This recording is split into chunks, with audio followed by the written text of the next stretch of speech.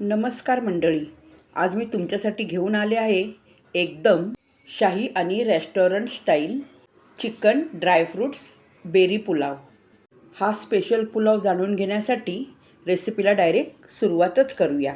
आणि ह्या पुलावबरोबर खाण्यासाठी चिकन ग्रेव्हीसुद्धा ही रेसिपी आहे.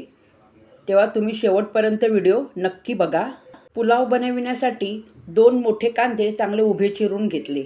7-8 हिरव्या मिरच्या मध्ये चिरून घेतल्या. पाव इंच आलं आणि 4-5 लसूण पाकळ्या किसून घेतल्या आहेत. पुढचे साहित्य: 10 ते 12 काजू घेऊन मध्ये 2 भाग करून घ्यायचे. 5-6 अक्रोडचे तुकडे करून घ्यायचे आणि मनुका घेतले आहेत 15 ते 20. काळी मिरी 20 घ्यायची. 7-8 लवंगा घ्यायच्या. तेजपत्ताची पानं छोटी 3-4 घ्यायची आणि वेलची घ्यायची. 2 मोठी वेलची घेतली, त्याचे 2 भाग करून घ्यायचे आणि हिरवी वेलची 4 घ्यायची, त्याचेसुद्धा 2 भाग करून घ्यायचे. नुसती अख्खी वेलची घालून परतून घेणं बरोबर नाही. त्याच्यातली बी त्याच्यामध्ये भातामध्ये गेली पाहिजे, तर त्याचा स्वाद अजून वाढतो. आपण काय करतो, अख्खे असेच टाकून देतो. आणि 2 चक्री फूल आणि छोटा दालचिनीचा तुकडा आणि 2 जावेत्री. गरम मसाले झाले. तांदूळ घेताना आपल्या घरच्या व्यक्तींचा अंदाज बघून तांदूळ घ्यायचे आहे. वाटी छोटी किंवा मोठी असो. 1.5 वाटी तांदूळ घेऊन मी स्वच्छ धुवून पाणी निथळून अर्धा तास त्याला भिजत ठेवले. बघा, तांदूळ पूर्ण कोरडे आहेत. आणि इथे मी बासमती तांदळाचा वापर न करता सुरती कोलम तांदळाचा वापर केला आहे. इथे आपल्या आवडीनुसार मिक्स बेरी घ्यायच्या. या बेरीचा उपयोग आईस्क्रीम बनवताना, चॉकलेट बनवताना केला जातो किंवा फालुद्यासाठी सुद्धा. पुलाव बनविण्यासाठी पाणी गरम करायला ठेवायचे. पुलाव बनविण्यासाठी चांगलं जाड बुडाचं भांडं घ्यायचं. 1 पळी तेल चांगले गरम झाल्यानंतर त्याच्यामध्ये ड्रायफ्रूट्स टाकून घ्यायचे. हलकेसे ब्राऊन रंगाचे झाले, गॅस कमी करून लगेच त्याला ताबडतोब काढून घ्यायचे तेल निथळून. मनुके बघा किती छान फुगून निघालेत. आणि याच्यामध्ये तुमच्या आवडीनुसार तुम्ही ड्रायफ्रूट्स घालू शकतात.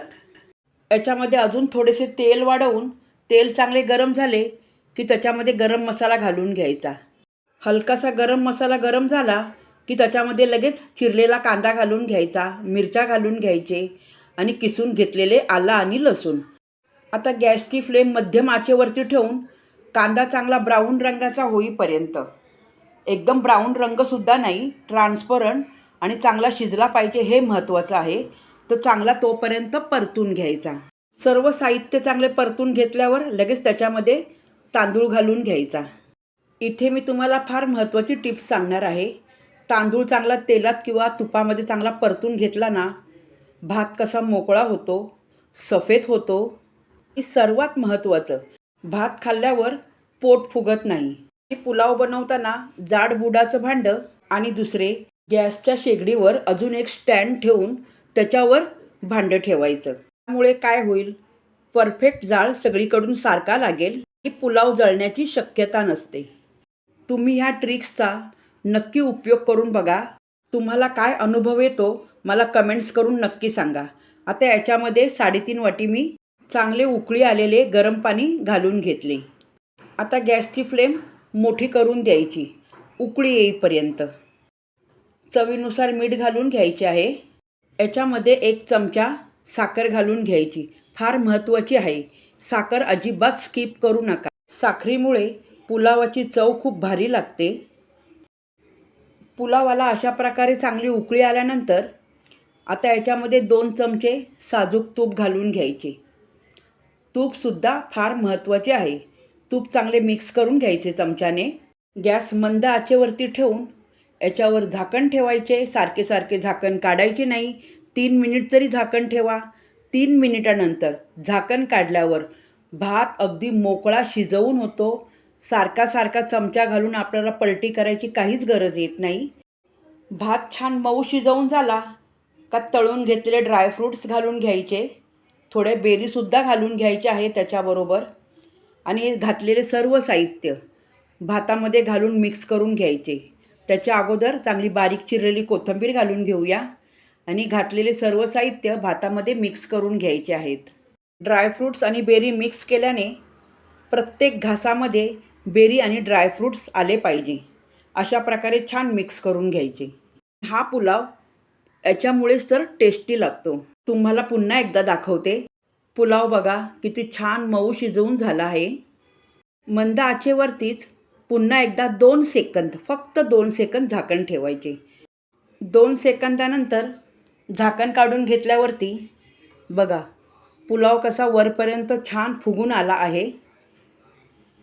आता याच्यामध्ये वरतून जे शिल्लक राहिलेले होते ना ड्रायफ्रूट्स, बेरी, ते घालून घ्यायचे आणि थोडीशी कोथिंबीरसुद्धा पेरून द्यायची आणि गॅस बंद करून टाकायचा. तर हा झाला आपला स्पेशल पुलाव. या पुलावबरोबर खाण्यासाठी मस्त चिकन ग्रेव्ही बनवायची आहे.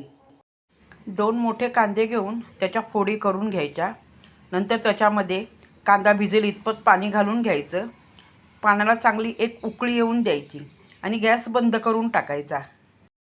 नंतर पूर्णपणे पाणी निथळून कांदा काढून घ्यायचा एका प्लेटमध्ये. कांदा थंड झाला की त्याच्यामध्ये 5-6 लसूण पाकळ्या, 7-8 हिरव्या मिरच्या आणि अर्धा इंच आल्याचा तुकडा, त्याचे तुकडे करून घ्यायचे. सर्व मसाले मिक्सर जारमध्ये घालून घ्यायचे. पाण्याचा जरासुद्धा वापर न करता चांगली पातळ पेस्ट करून घ्यायची. अर्धा किलो चिकन स्वच्छ धुवून घेतल्यानंतर त्याच्यामध्ये 50 ग्रॅम दही, पाव चमचा हळद आणि चवीनुसार मीठ घालून सर्व एकत्र करून असे अर्धा तास मेरिनेट करून ठेवायचे. कढईमध्ये 1 पळी तेल घातल्यानंतर तेल चांगले गरम झाल्यावर एक बारीक चिरलेला कांदा घालून घ्यायचा. कांदा चांगला ट्रान्सपरंट आणि ब्राऊन रंगाचा झाला का लगेच त्याच्यामध्ये वाटून घेतलेला मसाला घालून घ्यायचा. त्याच्यामध्ये फार आपण कमी साहित्य घालणार आहोत. 1 चमचा धने पावडर घालायची आणि आपल्या घरगुती मसाल्यामध्ये गरम मसाले असतातच, त्याच्यामुळे मी 2 चमचे मसाला घालून घेते. तर तुमचा जो मसाला असेल, तुमचा घरगुती मसाला, तो घाला. त्यानेसुद्धा चव भारीच येईल. तुमच्याकडे घरगुती मसाला नसेल अशा वेळी लाल मिरची पावडर घालायची आणि गरम मसाला पावडर घालून घ्यायची आणि धने पावडर तर येतेच. आता मॅरिनेट केलेलं चिकन घालून घ्यायचे आणि चांगलं मसाल्यामध्ये खालीवर करून परतून घ्यायचे आहेत. हे मी तुम्हाला महत्त्वाची टिप्स देणार आहे. चिकन रबरासारखं का होतं?